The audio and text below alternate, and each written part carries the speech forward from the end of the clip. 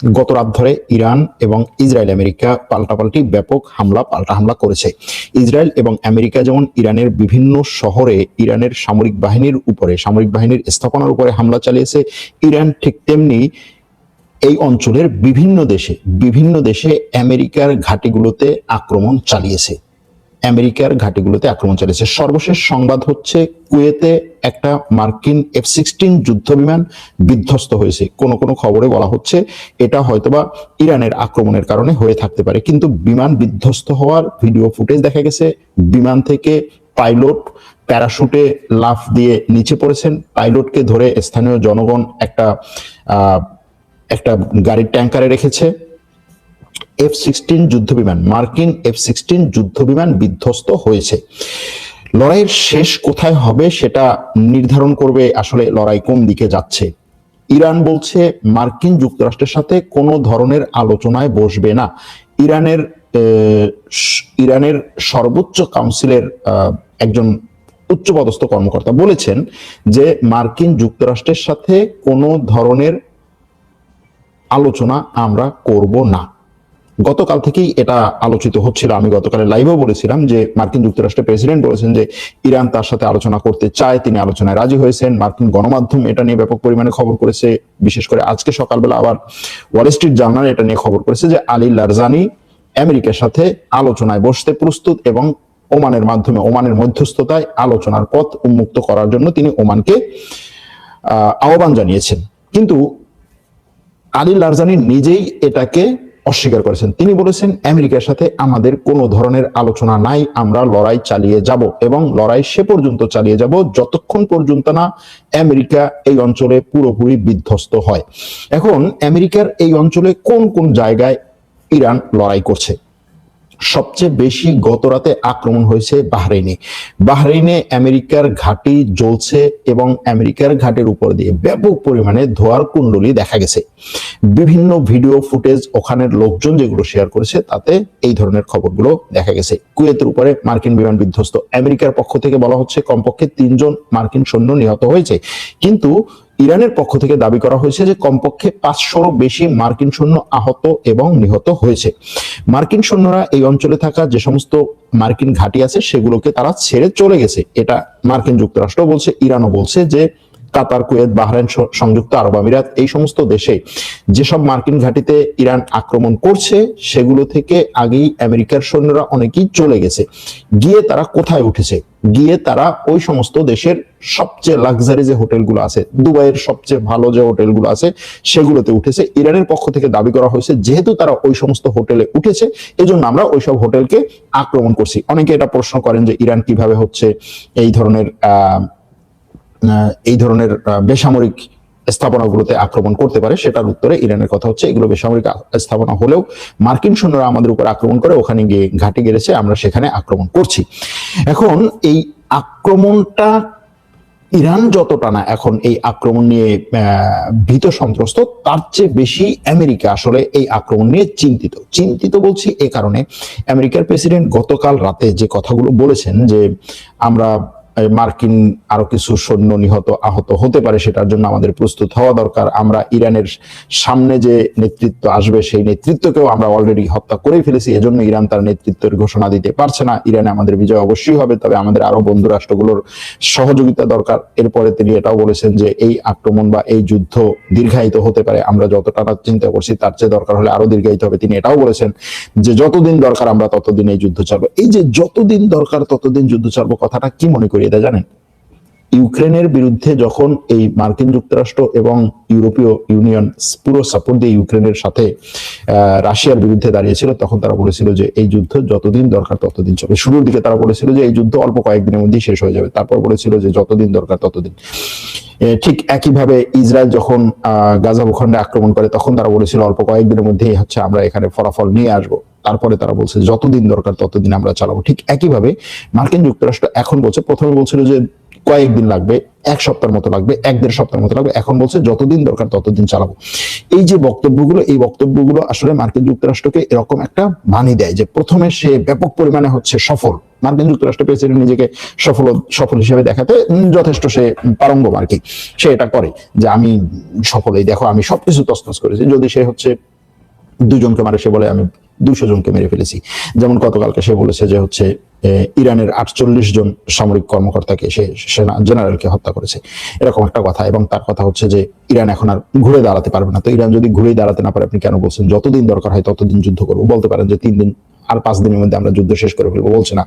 তারপরে মার্কিন জনগণ এবং মার্কিন কংগ্রেস বলুন, মার্কিন সিনেট বলুন, মার্কিন রাজনীতি বলুন, রাজনৈতিক দলগুলো বলুন, কতজন মার্কিন সৈন্য নিহত হওয়ার এবং কতগুলো মার্কিন যুদ্ধ বিমান বিধ্বস্ত হওয়াকে তারা মেনে নিতে পারবে, টলারেট করতে পারবে? বিষয়টা হচ্ছে এটা। মার্কিন যুক্তরাষ্ট্র এখানে সফলতাটাকে মেনে নেবে। যখন আপনি সফল হবেন, হ্যাঁ অল্প কিছুদিনের মধ্যে ঠিক আছে সফল হয়ে গেছে, যেমন ধরেন ভেনেজুয়েলার রাষ্ট্রপতিকে তারা তুলে নিয়ে গেল, ভেনেজুয়েলার থেকে তারা সফল হলো, চমৎকার। প্রথম দিকে একটু হ্যাঁ করে করে তারপর হচ্ছে সবাই ওটার সাথে একত্র, ঠিক আছে আমাদের স্বার্থ তো উদ্ধার হচ্ছে। কিন্তু এইখানে যদি তারা অনেক বেশি মার্কিন যুক্তরাষ্ট্রের সৈন্য নিহত হয়, অনেক বেশি সরঞ্জাম ক্ষয়ক্ষতি হয়, এবং এই অঞ্চলে থাকা মার্কিন ঘাঁটিগুলো যেভাবে ইরান আক্রমণ করছে, বিশেষ করে বাহরাইনে একটা মার্কিন রাডার একেবারে প্রথম দিনই আক্রমণ করে ধ্বংস করেছে। বলা হয় যে সেই রাডার এত বড় রাডার, মোটামুটি হচ্ছে পুরো অঞ্চলকে দেখার মতো রাডার। উদয়িত ঘাটিতে যে রাডার কাতারের, সেই রাডার গুলো $1 বিলিয়ন রাডার বলা হচ্ছে, $1 বিলিয়ন রাডার, সেগুলো ধ্বংস করছে ইরানের একটা মিসাইল অথবা একটা শাহেদ ড্রোন। তো এই জিনিসগুলোকে মার্কিন যুক্তরাষ্ট্র কতটা টলারেট করতে হবে? এখন মার্কিন যুক্তরাষ্ট্র আর ইসরায়েল ইরানে কি চাচ্ছে, কিভাবে আক্রমণগুলো করছে? ইরানে তারা গত রাতে যে আক্রমণগুলো করেছে সেটার প্রধান টার্গেটগুলো ছিল হচ্ছে ইরানের বিপ্লবী গার্ডের বিভিন্ন এলাকার সদর দপ্তর, ইরানের অন্যান্য যে সশস্ত্র গোষ্ঠী আছে, বাজিস আছে, তারপরে ইরানের পুলিশ আছে, এদের বিভিন্ন এলাকার ঘাঁটিগুলো, দপ্তরগুলো, অফিসগুলো, এগুলোকে মূল টার্গেট করেছে। তার মানে হচ্ছে আমেরিকা শুধুমাত্র ইরানের নেতৃত্ব কি টার্গেট করছে না, ইরানের সামরিক বাহিনীকে টার্গেট করছে। কেন? কারণ হচ্ছে যেটা বললাম যে ভেনেজুয়েলাতে রাষ্ট্রপ্রধানকে সরিয়ে দেওয়ার পরেই হচ্ছে সবকিছু একজনের কন্ট্রোলে চলে যায়, কিন্তু এখানে রাষ্ট্রপ্রধানকে বা সর্বোচ্চ ধর্মীয় থেকে সরিয়ে দেওয়ার পরেই হচ্ছে সেনাবাহিনী বা সামরিক বাহিনী আপনার কন্ট্রোলে চলে যাবে না, তারা হচ্ছে সিস্টেমের কন্ট্রোলে থাকবে। সুতরাং সিস্টেমটাকে ধ্বংস করতে মরিয়া এখন আমেরিকা। সিস্টেম বলতে সামরিক বাহিনীকে দুর্বল করতে, সামরিক বাহিনীকে যদি দুর্বল করে তারপরে হয়তোবা আমেরিকা এবং ইসরায়েল একত্রে তাদের দোসরদের দিয়ে বা তাদের বিভিন্ন ধরনের যে সশস্ত্র গোষ্ঠী আছে ইরানের মধ্যে, যাদেরকে তারা সক্রিয় করতে পারবে, যেমন ধরুন পিকেকে আছে, আরো এই ধরনের সশস্ত্র গোষ্ঠী আছে, তাদেরকে সক্রিয় করে তারপরে হচ্ছে ইরানের সামরিক বাহিনীর বিরুদ্ধে তাদের একটা লড়াইয়ে নামাবে। এটা হচ্ছে তাদের পরিকল্পনা, যতটা বোঝা যায়। ইতিমধ্যে ইরানের জনগণকে রাস্তা নামতে ডাক দিয়েছে, কিন্তু সেই ডাকে এখনো পর্যন্ত জনগণ সাড়া দেয়নি। আপনার দেশে সবকিছু তছনছ করছে, সব স্থাপনাগুলো ধ্বংস করছে, ব্যাপক পরিমাণে ইরানে হামলা চালাচ্ছে। আসলে গাজায় আমরা যেই ধরনের হামলা দেখছি, ঠিক সেই টাইপেরই হামলা চালাচ্ছে ইসরায়েল, আমেরিকা ইরানের উপরে। অর্থাৎ একত্রে এক হামলায় বহু ভবন ধ্বংস করছে, এলাকায় হচ্ছে নির্বিচারে মানুষ মারছে। কারণ আপনি যখন সাধারণ ভবন ধ্বংস করবেন এবং পুরোপুরি হচ্ছে একটা এলাকা ধ্বংস করে ফেলবেন, তখন স্বাভাবিকভাবে সাধারণ মানুষ মারা যাবে। ইরানের বিদ্যুৎ লাইনের উপরে, ইরানের বিদ্যুৎ কেন্দ্রের উপরেও আক্রমণ চালাচ্ছে আমেরিকা এবং ইসরায়েল। পাল্টা আক্রমণে ইরান ইসরায়েলের মধ্যে, গত রাতে ইসরায়েলের মধ্যে ব্যাপক পরিমাণে পাল্টা আক্রমণ চালিয়েছে ইরান। শুধুমাত্র ইসরায়েলি না, ইরান একত্রে 11টা দেশের বিরুদ্ধে লড়াই করছে। এটা হলো একটা বড় ব্যাপার, এটা মনে রাখা দরকার। 11টা দেশের বিরুদ্ধে লড়াই করছে। তো এই 11টা দেশ একত্রে আবার গতকালকে বিবৃতি দিয়েছে। কারা কারা? আমেরিকা, ইসরায়েল, সৌদি আরব, বাহরাইন, কাতার, কুয়েত, সংযুক্ত আরব আমিরাত, ওমান, ইরাক, তারপরে হচ্ছে জর্ডান, এই দেশগুলো একত্রে, এরপরে সাইপ্রাস, ব্রিটেন, দেশগুলো একত্রে বিবৃতি দিয়েছে যে তারা ইরানের বিরুদ্ধে যৌথভাবে রুখে দাঁড়াবে। এখনো পর্যন্ত বিবৃতি এই। এখন ইরানের বিরুদ্ধে অল আউট যুদ্ধ তারা হয়তোবা, যদি সফল না হয় এই আমেরিকা এবং ইসরায়েল, তাহলে হয়তোবা সেটার ব্যাপারে তারা আবার নতুন বিবৃতি নিয়ে আসতে পারে। ইউরোপিয়ান ইউনিয়ন অলরেডি বলছে যে আমরা হচ্ছে আমাদের নৌবাহিনীগুলো নিয়ে প্রস্তুত। ব্রিটেন বলছে ইরান যেভাবে সাইপ্রাসে ব্রিটেনের ঘাঁটিতে আক্রমণ করেছে, তাদের ব্রিটেনের ঘাঁটি ক্ষতিগ্রস্ত হয়েছে, এবং এই ঘাঁটি যে ক্ষতিগ্রস্ত হয়েছে এটার বিরুদ্ধে ব্রিটেন এখন ইরানের বিরুদ্ধে দাঁড়ানোর প্রস্তুতি নিচ্ছে। এই অবস্থায় গত রাতের গত রাতের কিছু ঘটনা বলি। গত রাতে কি কি হয়েছে? গত রাতে ইরাকে হাসদি সাব্বির সমর্থক এবং সেনাবাহিনীর মধ্যে সংঘর্ষ হয়েছে। ইরাকের সেনাবাহিনী এবং ইরানপন্থী হাসদি সাব্বিদের মধ্যে সংঘর্ষ হয়েছে। ঠিক একইভাবে বাহরাইনে ইরানপন্থীরা রাস্তায় নেমেছে, বাহরাইনের সরকারের বিরুদ্ধে ইরানপন্থীরা রাস্তায় নেমেছে।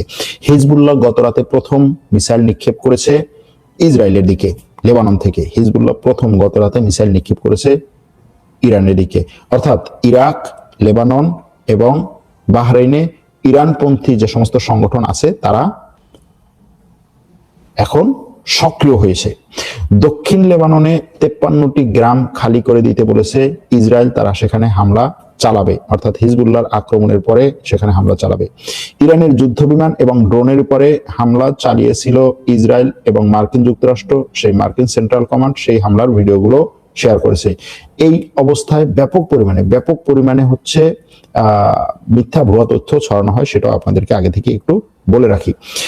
মার্কিন সিনেটর বার্নি স্যান্ডার্স বলেছেন যে ইসরায়েল এবং সৌদি আরবে আসলে আমেরিকাকে ইরানের উপরে আক্রমণ করতে বাধ্য করেছে বা আক্রমণ করার জন্য প্রলুব্ধ করেছে, এবং এর মাধ্যমে আমেরিকা এমন একটা যুদ্ধে জড়িয়ে গেল যে যুদ্ধ থেকে আমেরিকা খুব সহজে সামনে আসতে পারবে। এবং তিনি আরেকটা কথা বলেছেন যে ইরানের মানুষের মুক্তি দেওয়ার জন্য এমন দুটি দেশ আমেরিকাকে হচ্ছে আমেরিকাকে ফুসলিয়েছে, এমন দুটি দেশ ইসরায়েল এবং সৌদি আরব, যেই দুটি দেশ ব্যাপক পরিমাণে মানুষ মেরেছে, ব্যাপক পরিমাণে মানুষের স্বাধীনতা কেড়ে নিয়েছে। ইসরায়েল গাজা ভূখণ্ড ফিলিস্তিন মানুষের স্বাধীনতা কেড়ে নিয়েছে দুনিয়ার সামনে। সৌদি আরব একইভাবে হচ্ছে ইয়েমেনে হাজার হাজার লক্ষ লক্ষ মানুষের স্বাধীনতা কেড়ে নিয়েছে। সুতরাং তার কথা হচ্ছে এরা আবার ইরানের জন্য স্বাধীনতা নিয়ে আসবে, আর এটা আমাদের বিশ্বাস করতে হবে? আসলে বিষয়টা এরকম। তো ইরানের ইসলামিক রেভলিউশনারি গার্ড বা আইআরজিসি বলেছে যে তাদের এই অপারেশনের অংশ হিসেবে সংযুক্ত আরব আমিরাতের আল রোয়াইসে অবস্থিত ইসরায়েলি বিমান প্রতিরক্ষা নেটওয়ার্কের অত্যন্ত উন্নত এই যে থার্ড রাডার সিস্টেম, এই থার্ড রাডার সিস্টেমকে ধ্বংস করে দিয়েছে। তাদের কথা হচ্ছে তারা নিখুঁতভাবে আক্রমণ করছে আমেরিকা এবং ইসরায়েলের বিভিন্ন স্থাপনায়।